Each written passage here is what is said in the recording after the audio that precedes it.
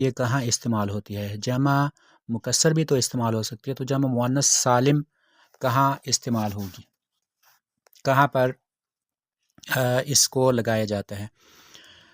تو قاعدہ یہ ہے کہ اگر کسی ذی عقل کسی ہستی یا شخص کا نام ہے، علم کہتے ہیں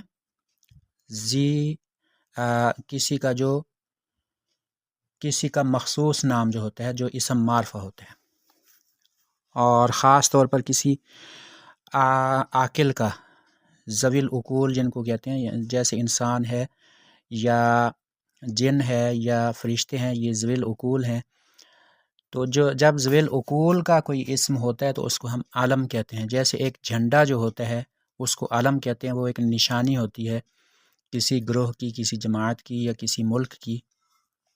اسی طرح سے علم جو ہوتا ہے وہ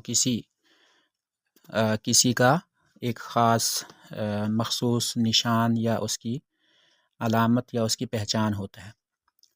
تو اگر کسی عاقل کا اسم ہو، نام ہو، یا عاقل کی صفت ہو، یا غیر عاقل کی صفت ہو، یعنی غیر عاقل کا علم نہیں، غیر عاقل کی صفت اگر ہو تو جمع مؤنث سالم استعمال ہوگا۔ اب یہاں پر ایک مشق ہے، درج ذیل مؤنث اسماء کی جمع سالم بنائیں۔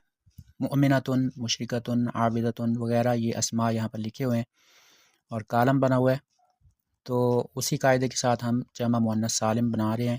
مؤمنۃ، مؤمنات، منافقۃ، منافقات، مشرکۃ، مشرکات، کافرۃ، کافرات، عابدۃ، عابدات، خالدۃ، خالدات، فاسقۃ، فاسقات، فاجرۃ، فاجرات، قانتۃ، قانتات، صائمۃ، صائمات، آیۃ، آیات، بینۃ، بینات، کلمۃ، کلمات، خطبۃ، خطبات، حجرۃ، حجرات، طالبۃ، طالبات۔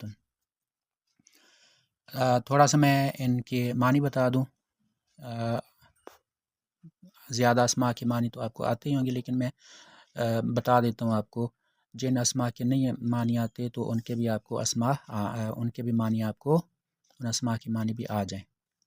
مؤمنۃ، مومن عورت، اور اس کی جمع ہوگی مؤمنات، تو اس کا مطلب ہوگا مومن عورتیں۔ منافقۃ، منافق عورت، اس کی جمع منافقات، منافق عورتیں۔ مشرکۃ، مشرک عورت، مشرکات، مشرک عورتیں۔ کافرۃ، کافر عورت، کافرات، کافر عورتیں۔ عابدۃ، عبادت گزار عورت، عابدات، عبادت گزار عورتیں۔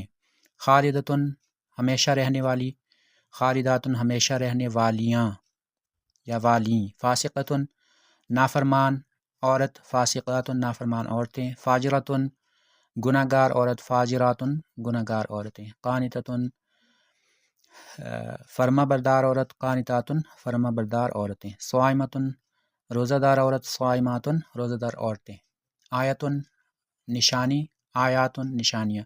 بینۃ، واضح، اب اس کے ساتھ کوئی اسم ہوگا تو اس کا معنی زیادہ واضح ہوگا۔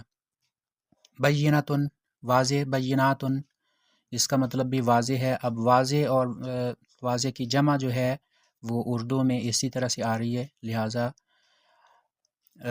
جب یہ کسی کنٹیکسٹ میں، کسی سیاق و سباق میں یہ الفاظ آئیں گے تو ان کا معنی زیادہ واضح ہوگا۔ کلمۃ، ایک کلمہ، کلمات، زیادہ کلمات۔ خطبۃ، ایک خطبہ، خطبات، خطبے۔ حجرۃ، ایک کمرہ، حجرات، زیادہ کمرے یا خاص قسم کے رہنے کی جگہ۔ طالبۃ، ایک طالب علم اور لڑکی۔ طالبات، زیادہ طالب علم لڑکیاں۔ اسی کے ساتھ ہی آج کا سبق مکمل ہو